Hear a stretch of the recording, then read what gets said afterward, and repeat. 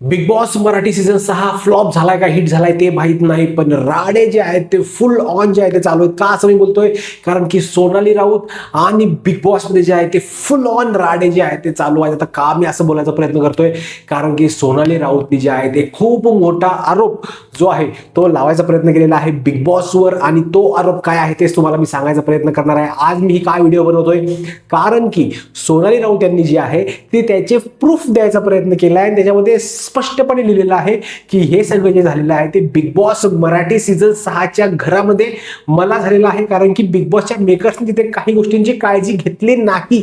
आता मी फार एवढं एक्साइटेड होऊन का गोष्टी सांगतोय, कारण की ही एक हास्यास्पद जी आहे ती गोष्ट आहे आणि जी आहे ते एक डाऊन करणारी गोष्ट आहे मराठी शोजला. कारण की जो आरोप केलेला आहे सोनाली राऊत यांनी तो असा केलेला आहे की बिग बॉस मराठी सीझन 6च्या घरामध्ये जे आहे ते हायजीन प्रॉपरली मेंटेन केली गेलेली नाही आहे. घरामध्ये स्वच्छता जी आहे ती तिकडे बिलकुल नव्हती. या स्वच्छता नसल्यामुळे जे आहे ते त्यांना एक डिसीज झाला. त्या डिसीजचं नाव आहे स्कॅबीज, आणि तो स्कॅबीज होतो अनहायजेनिक माहोल आपल्या आसपास असेल तेव्हा. तिने आरोप काय काय केलेले आहेत? सगळ्यात पहिले घरामध्ये मांजरी एवढ्या ज्या आहेत त्या तिकडे उंदरं तिला बघायला मिळाली. तर मांजरी एवढी उंदीर म्हणजे काय तर घूस, मित्रांनो, घूस जी आहे ती तिला घरामध्ये बघायला मिळाली. त्यानंतर ती म्हणली घरामध्ये मोठमोठे पिंजरे लावलेले होते ह्या मोठ्या मोठ्या घुशी पकडण्यासाठी, आणि त्यानंतर त्या घुशी त्यात अडकायच्या, त्यात मरून पडायच्या.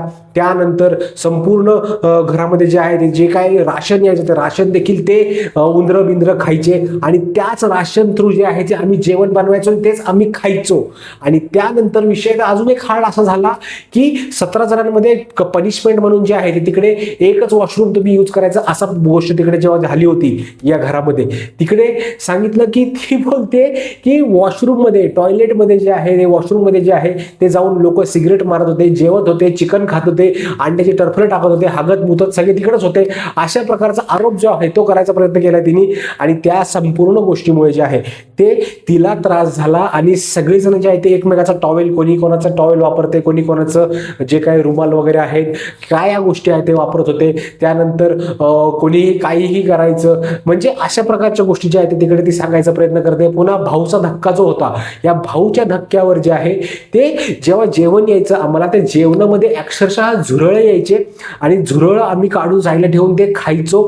एवढे मोठे आरोप जे आहेत ते करायचा प्रयत्न केला आहे सोनाली राऊत यांनी. आता ही गोष्ट बघणं खूप इंटरेस्टिंग राहणार आहे की बिग बॉस जे आहे ते पब्लिकली येऊन तिकडे काही सांगायचा प्रयत्न करतात का मी असं बोलतोय? कारण की सोनाली राऊत ही संपूर्ण तिचं काय त्याला ताकद जी आहे ती लावायचा प्रयत्न करते, आणि संपूर्ण सोशल मीडियावर, मीडिया हाऊसेसला जाऊन जे आहे ते इंटरव्ह्यू द्यायचा प्रयत्न करते, आणि या गोष्टी ज्या आहेत त्या पूर्णपणे जे आहे ते सांगत आहे लोकांना.